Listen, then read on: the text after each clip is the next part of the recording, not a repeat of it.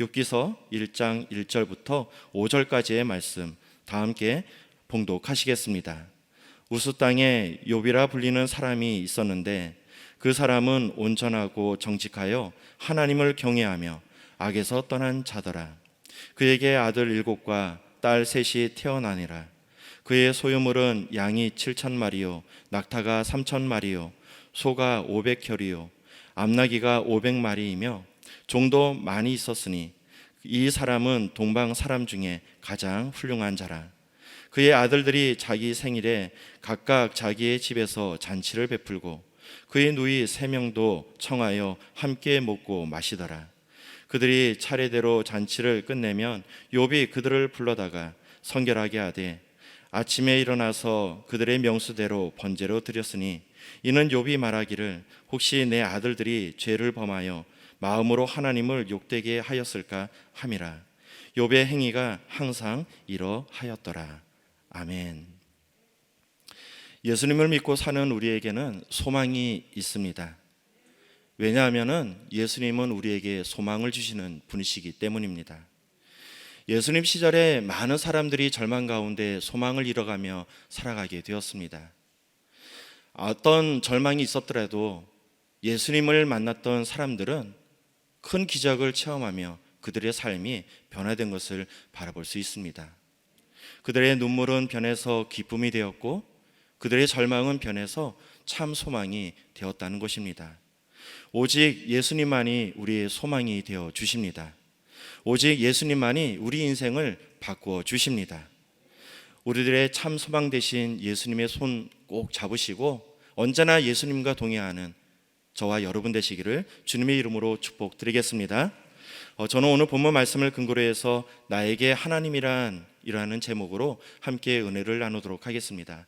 함께 따라해 보실까요? 나에게 하나님이란. 오늘 성경 본문을 살펴보니까 한 인물이 등장하고 있습니다. 이 사람은 장차 고난을 맞게 되는데요.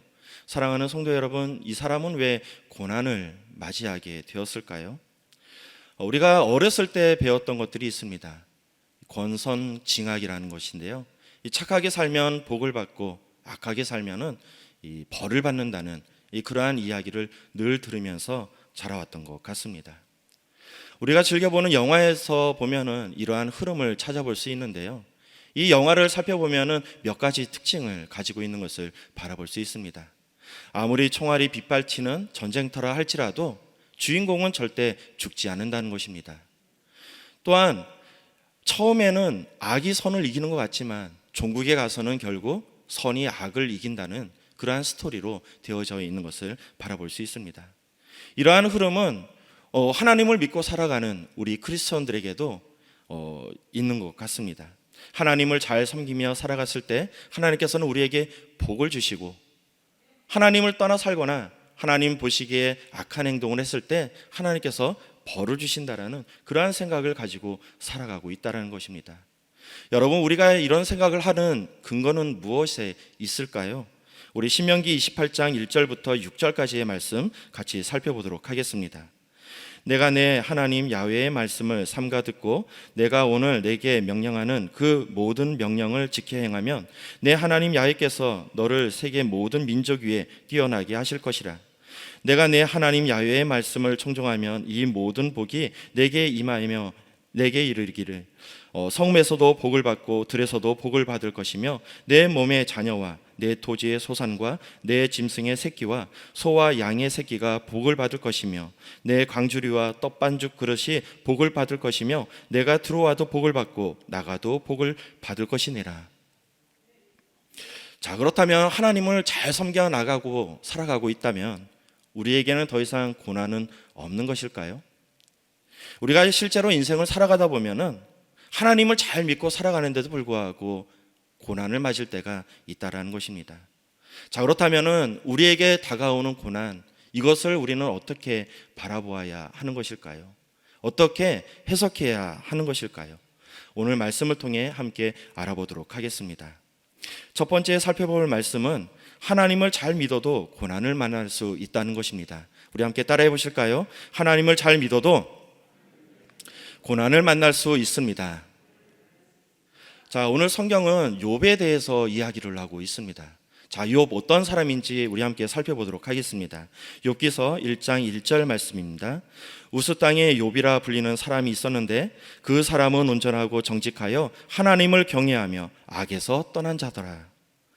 성경은 욥을 하나님을 경외하는 자라고 이야기하고 있습니다.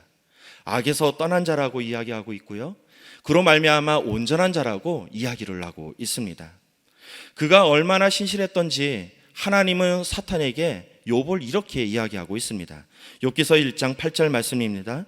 야훼께서 사탄에게 이르되 내가 내 종 욥을 주의하여 보았느냐? 그와 같이 온전하고 정직하여 하나님을 경외하며 악에서 떠난 자는 세상에 없느니라. 욥은 하나님의 자랑이었습니다. 그런데요, 이렇게 믿음 좋았던 욥도 그 삶 가운데 우리가 상상할 수 없는 고난이 찾아왔다는 것입니다. 어느 날 한 종이 욥에게 달려와서 이야기를 합니다. 스바 사람이 와가지고 욥의 종들을 모두 칼로 죽였다는 것입니다. 자신만 간신히 살아와서 지금 이렇게 보고하고 있다고 이야기를 하고 있습니다. 이 이야기가 채 끝나기도 전에 다른 종이 찾아와서 욥에게 이야기를 하는데요, 저 갈대아 사람이 찾아와서 당신의 모든 가축들을 다 끌고 갔습니다. 그리고 가축을 치던 종들마저 칼로 다 죽였습니다. 이 이야기가 끝나기도 전에 또 한 종이 와가지고 욥에게 이야기를 합니다. 당신의 자녀가 한 집에 있었는데 갑자기 돌풍이 불면서 그 집이 무너지면서 당신의 자녀들이 다 죽었다고 이야기를 하고 있는 것입니다. 욥의 고난은 여기에서 끝나지 않습니다. 발바닥서부터 정수리까지 악한 종기가 나기 시작을 하는데요, 얼마나 괴로웠던지 질그스를 가지고 온 몸을 벅벅 긁었다고 이야기를 하고 있습니다. 여러분, 우리가 성경을 통해서 제3자의 입장에서 욥의 고난을 이야기를 하니까 이 피부에 와닿지 않는 것 같습니다.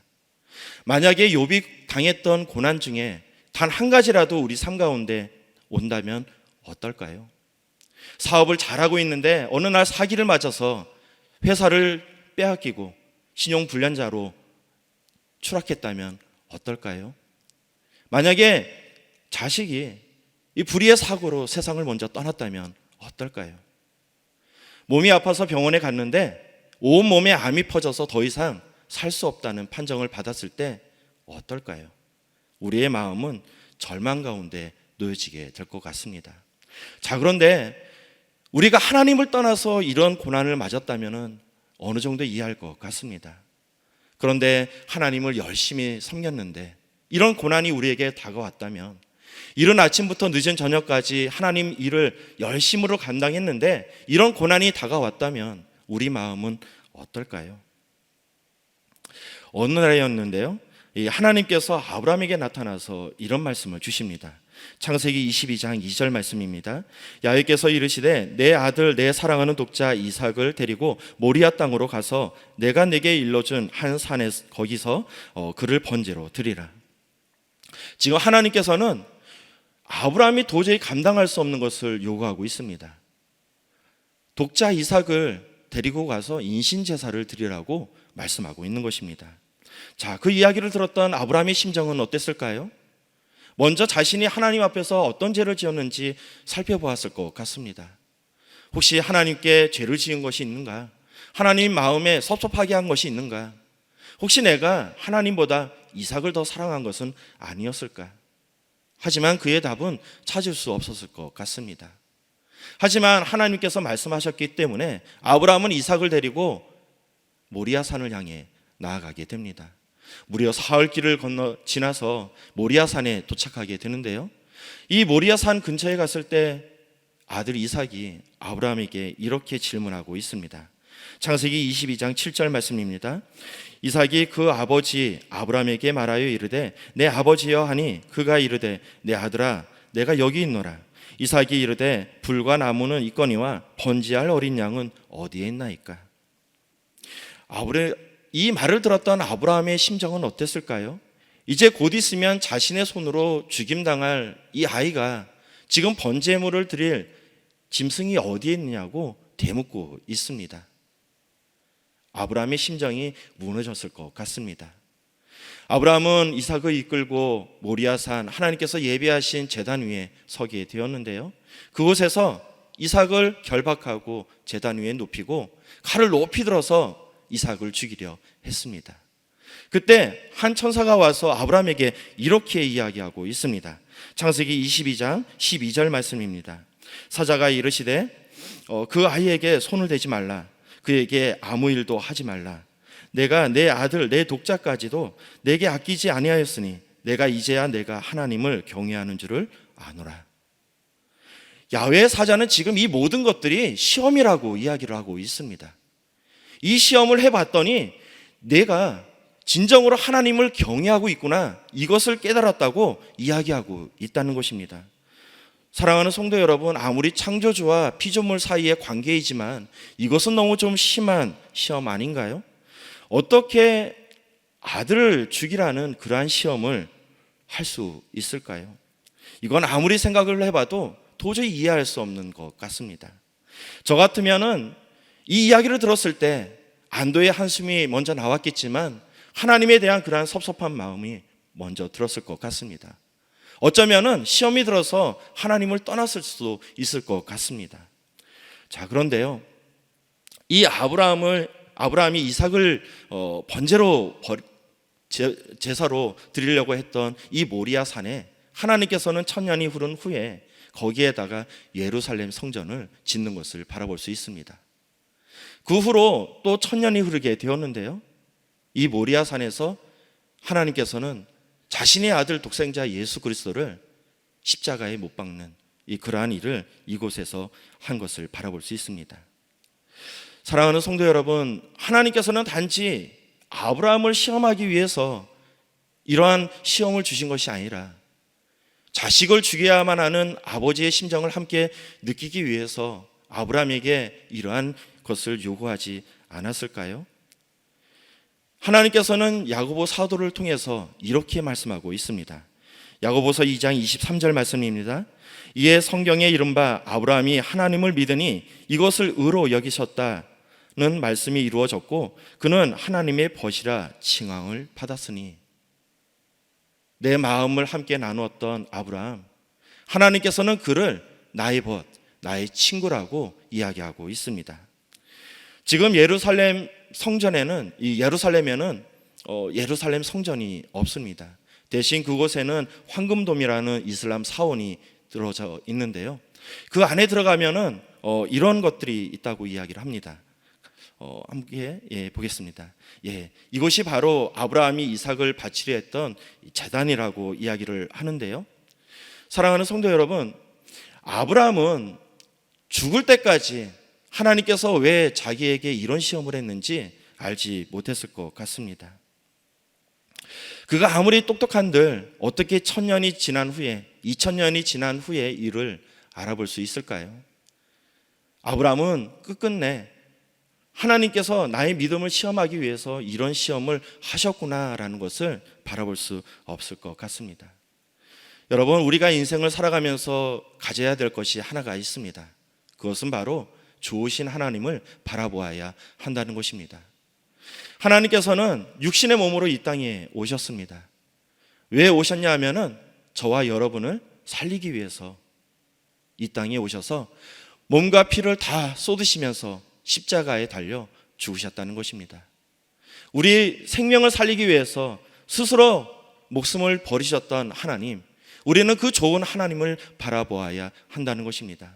때때로 우리 인생 가운데 찾아오는 문제들, 우리가 이해할 수 없는 문제들이 있을 수 있다라는 것입니다. 하지만 우리가 좋은 하나님을 바라보며 나아갔을 때 이러한 문제들을 넉넉히 이겨나갈 줄 믿습니다. 좋으신 하나님을 바라보며 살아가는 저와 여러분 되시기를 주님의 이름으로 축복드리겠습니다. 자, 두 번째 살펴볼 말씀은 우리가 겪는 고난에는 이유가 있다는 것입니다. 우리 함께 따라해 보실까요? 우리가 겪는 고난에는 이유가 있습니다. 자, 이스라엘 백성들이 430년간 애굽의 종으로 살고 있었습니다. 그들의 삶이 너무나도 고난 가운데 있었는데요, 이른 아침부터 늦은 저녁까지 무거운 벽돌을 나르며 고된 노동에 시달려야만 했습니다. 이와 같이 살기 어려워졌을 때 이스라엘 백성들은 하나님께 기도를 하게 되었는데요. 하나님, 사는 것이 너무나도 힘이 듭니다. 이 고난 가운데서 우리를 구원하여 주시옵소서. 이 기도를 들었던 하나님께서는 모세라는 한 사람을 세워서 이스라엘 백성들을 구원하기를 결단하고 계십니다. 애굽의 모세를 통해서 10가지 재앙을 내리게 되는데요. 이 10가지 재앙을 받았던 이 애굽 왕 바로는 두 손 두 발을 다 들게 됩니다. 결국 모세에게 이스라엘 백성들을 이끌고 나가라고 이야기를 하게 됩니다. 모세는 이스라엘 백성들을 이끌고 이 애굽을 나가게 되는데요. 그가 비아 히롯이라는 곳에 도착했을 때 앞에는 홍해 바다가 펼쳐져 있고 뒤에는 뒤늦게 후회한 애굽 왕 바로가 보낸 군사들이 쫓아오고 있었습니다. 이 절대절명 위기 가운데 모세는 하나님께 기도를 하게 되었는데요. 하나님께서는 모세를 통해 이런 일을 행하십니다. 출애굽기 14장 21절부터 22절까지의 말씀입니다. 모세가 바다 위로 손을 내밀매 야훼께서 큰 동풍이 밤새도록 바닷물을 물러가게 하시니 물이 갈라져 바다가 마른 땅이 된지라. 이스라엘 자손이 바다 가운데를 육지로 걸어가고 물은 그들의 좌우에 벽이 되니. 물이 갈라져서 좌우에 벽이 되었다고 성경은 말씀하고 있습니다. 너무나도 놀라운 광경입니다. 이스라엘 백성들이 이 홍해 바다를 마른 땅으로 걸어갔을 때 그들은 무슨 생각을 했을까요? 우리 조상 아브라함에게 허락하셨던 젖과 꿀이 흐르는 땅, 그 땅을 우리에게 허락하시나 보다. 우리 이삭에게, 우리 야곱에게 약속하셨던 젖과 꿀이 흐르는 땅으로 우리를 인도하시는구나. 이제 고생은 끝났고 이제는 행복이 시작되는구나. 이러한 생각을 하지 않았을까요? 하지만 홍해 바다를 건넜던 이스라엘 백성들 앞에 놓여진 것은 젖과 꿀이 흐르는 가나안 땅이 아니었다는 것입니다. 풀 한 폭이 찾아볼 수 없는 척박한 광야였습니다. 그들은 무려 40년 동안 이 광야를 떠돌게 되었는데요. 이스라엘 백성들 입장에서 바라본다면 도무지 이해할 수 없는 것 같습니다. 이스라엘 백성들은 지금 애굽에서 고된 노동을 시달리면서 고난 가운데 하나님을 찾았습니다. 그런데 홍해 바다를 건너고 나서 그들 앞에 놓여졌던 것은 젖과 꿀이 흐르는 평안한 삶이 아니라 광야를 걸어야 되는 고난의 삶이었다는 것입니다. 여러분, 이스라엘 백성들 입장에서 바라본다면 애굽에서 받는 고난이나 광야에서 받는 고난이나 별반 차이가 없었다는 것입니다. 여러분, 우리는 이것을 어떻게 바라보아야 하는 것일까요? 어떻게 해석해야 하는 것일까요? 여러분, 애굽에서 이스라엘 백성들이 받았던 고난은 애굽인의 종으로서 받았던 고난이었습니다. 이른 아침부터 늦은 저녁까지 무거운 벽돌을 나르면서 고된 노동에 시달렸지만 종으로서 받은 고난이었기 때문에 더 이상의 유익은 그들에게 없었다는 것입니다. 하지만 홍해 바다를 건너면서 그들의 신분이 변화되게 되는데요. 홍해 바다 건너기 이전에는 애굽인의 종이었지만 홍해 바다를 건너고 나서는 자유인이 되었다는 것입니다. 하나님의 거룩한 백성으로 거듭나게 되었다는 것입니다. 지리학적으로 살펴보면 애굽에서 가나안 땅으로 들어가기 위해서는 반드시 광야를 건너가야 되는데요. 즉, 이 광야는 하나님께서 예비하셨던 젖과 꿀이 흐르는 가나안 땅을 들어가기 위해서 반드시 지나야 하는 광야였다는 것입니다. 하나님께서는 이 광야에서 이스라엘 백성들을 훈련시키시는데요. 이 가나안 땅에 들어가서 살 수 있을 그러한 모습으로 변화시켜 주십니다. 사랑하는 성도 여러분, 우리가 인생에서 살아가면서 받는 고난, 하나님의 손이 짧아서 우리가 받는 고난이 아니다라는 것입니다. 하나님께서 우리와 처지와 형편을 모르시기 때문에 그냥 내버려 두시는 것이 아니다라는 것입니다. 하나님의 능력이 부족해서 우리가 고난 가운데 살아가는 것이 아니다라는 것입니다. 문제보다 크신 하나님을 바라보면서 특별한 목적을 가지고 우리를 훈련시키시는 하나님을 바라보는 저와 여러분 되시기를 주님의 이름으로 축복드리겠습니다. 자, 마지막으로 살펴볼 말씀, 당연 속에 숨겨진 본질을 발견해야 합니다. 우리 함께 따라해 보실까요? 당연 속에 숨겨진 본질을 바라보아야 합니다. 자, 우리는 하나님을 잘 섬기며 살아갔을 때 하나님께서 우리에게 축복을 주신다는 것을 믿고 살아가고 있습니다. 자, 그러다 보니까 우리가 하나님을 섬기며 살아가는데 정작 무엇을 위해서 하나님을 섬기는지 알지 못할 때가 많이 있다는 것입니다. 진짜 하나님을 바라보면서 하나님을 섬겨 나가는 건지, 하나님께서 주실 복을 기대하면서 하나님을 섬겨 나가는지 우리는 혼돈할 때가 있다는 것입니다. 여호수아가 이스라엘 백성들을 이끌고 요단강을 건너게 되었습니다. 그리고 이제 이 여리고를 향해 나아가게 되었는데요. 그 길에서 긴 칼을 들고 있는 한 사람을 여호수아가 발견하게 됩니다. 그때 여호수아는 그 사람에게 이렇게 묻고 있는데요. 여호수아서 5장 13절 말씀입니다. 여호수아가 여리고 가까이 이르렀을 때에 눈을 들어 본즉 한 사람이 칼을 빼어 손에 들고 마주 서 있는지라. 여호수아가 나아가서 그에게 묻되 너는 우리를 위하느냐 우리의 적들을 위하느냐 하니, 여호수아 입장에서는 이제 여리고에 가서 치열한 전투를 해야 합니다. 그의 입장에서는 아군 아니면 적군밖에 없었다라는 것입니다. 나를 도와줄 사람과 나를 적대할 사람, 두 부류의 사람밖에 없었다라는 것입니다. 그래서 이 긴 칼을 들었던 사람에게 이와 같이 물었는데요. 그 물음에 이 사람은 이렇게 대답을 하고 있습니다. 여호수아서 5장 14절 말씀입니다. 그가 이르되 아니라 나는 야훼의 군대 대장으로 지금 왔느니라 하는지라. 여호수아가 얼굴에 땅을 대고 엎드려 절하고 그에게 이르되 내 주여 종에게 무슨 말씀을 하려 하시나이까. 야훼의 군대 대장은 지금 여호수아 편이다, 아니다, 여호수아를 적대하는 적군이다 라고 이야기하지 않았다는 것입니다. 나는 야훼께서 보내신 야훼의 군대 대장이라고 이야기하고 있습니다. 사랑하는 성도 여러분, 나에게 있어 하나님이란 어떤 분이십니까? 나를 위해서 존재하는 하나님을 바라보고 계십니까? 아니면 하나님을 위해서 존재하는 나를 바라보고 있습니까? 단지 내 입장에서 나를 도와주시고 나에게 복을 주실 하나님을 기대하며 신앙생활하고 있는 것 아닙니까? 이런 생각을 하다 보니까 어려움을 당하거나 내가 뜻하지 않았던 방향대로 흘러가게 된다면 하나님을 원망하게 되고 더 나아가서 하나님을 떠나가는 사람들이 있다는 것입니다. 사탄은 하나님께 이렇게 말하고 있습니다. 욥기서 1장 9절부터 11절까지 말씀입니다. 사탄이 야훼께 대답하여 이르되 욥이 어찌 까닭없이 하나님을 경외하리이까. 주께서 그와 그의 집과 그의 모든 소유물을 울타리로 두리심 때문 아니니까. 주께서 그의 손으로 하는 바를 복되게 하사 그의 소유물이 땅에 넘치게 하였음이니이다. 이제 주의 손을 펴서 그의 모든 소유를 치소서. 그리하면 틀림없이 주를 향하여 욕하지 않겠나이까. 성경 속에서는 이 욥이 당했던 고난과 거의 비슷한 고난을 받았던 한 인물이 등장합니다. 바로 욥의 아내입니다.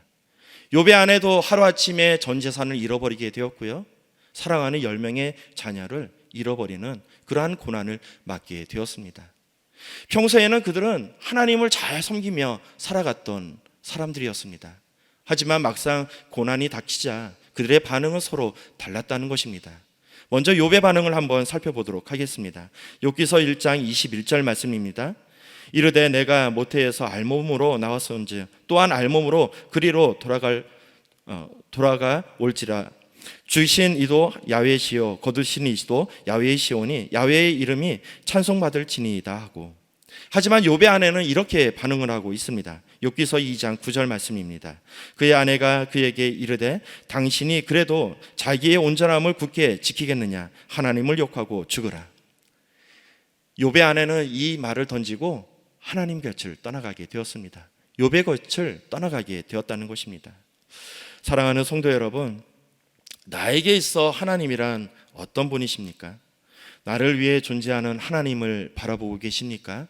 아니면 나에게 하나님을 위해서 내가 존재하는 것을 바라보고 있습니까? 우리는 일상 속에 숨겨져 있는, 당연함 속에 숨겨져 있는 우리의 믿음의 본질을 발견할 줄 알아야 된다는 것입니다. 매일같이 우리의 모습을 바라보면서 하나님 앞에 온전한 모습으로 살아가는 저와 여러분 되시기를 주님의 이름으로 축복드리겠습니다. 아멘. 기도하시겠습니다. 사랑과 은혜가 충만하신 고락하신 아버지 하나님, 매일 함께 동행하여 주시니 너무나도 감사드립니다. 오늘 이 시간 내 믿음의 뿌리가 어디에 있는지 바라보길 원합니다.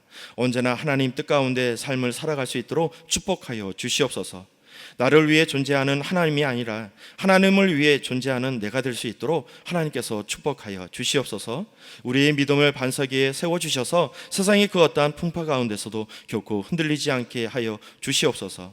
매일 승리의 삶을 살아가는 우리가 되게 하여 주시옵소서. 오늘도 귀한 헌물을 가지고 나온 우리 성도님들 계십니다. 11조 헌금, 건축 헌금, 선교 헌금, 장학 헌금, 1차 번제 헌금, 감사 헌금, 기타 모든 예물을 올려드린 손길 가운데 만복의 복을 더하여 주시옵고, 오늘도 새벽을 깨워 예배를 올려드린 모든 성도님들에게 세상이 감당할 수 없는 믿음을 더하여 주시옵소서. 그리하여 하나님께 더욱더 쓰임받는 우리 성도님 될 수 있도록 축복하여 주시옵소서. 모든 기도 우리 구주 예수 그리스도의 이름으로 기도드리옵나이다. 아멘. 하늘에 계신 우리 아버지여, 이름이 거룩히 여김을 받으시오며 나라가 임하시오며 뜻이 하늘에서 이루어진 것 같이 땅에서도 이루어지이다. 오늘 우리에게 일용할 양식을 주시옵고, 우리가 우리에게 죄 지은 자를 사하여 준 것 같이 우리의 죄를 사하여 주시옵고, 우리를 시험에 들게 하지 마시옵고 다만 악에서 구하시옵소서. 나라와 권세와 영광이 아버지께 영원히 있사옵나이다. 아멘. 할렐루야. 오늘 귀한 말씀을 주신 우리 하나님께 영광의 박수 올려드리겠습니다. 자, 이제 기도하는 시간입니다. 나라와 민족을 위해서 기도해 주시기 바랍니다. 우리 이영훈 대표 총회장님 귀한 사역을 위해서, 또 우리 황선욱 담임 목사님 귀한 사역을 위해서 함께 기도해 주시기 바랍니다. 또한 우리 교회에서 파송한 선교사님들 계시는데요, 그들 사역에 기름 부어달라고 함께 기도해 주시길 부탁드리겠습니다. 성령 충만과 개인 문제 해결을 위해서 또한 오늘 주신 말씀을 생각하면서 우리 주여 삼창하시고 함께 기도하시겠습니다. 주여, 주여, 주여.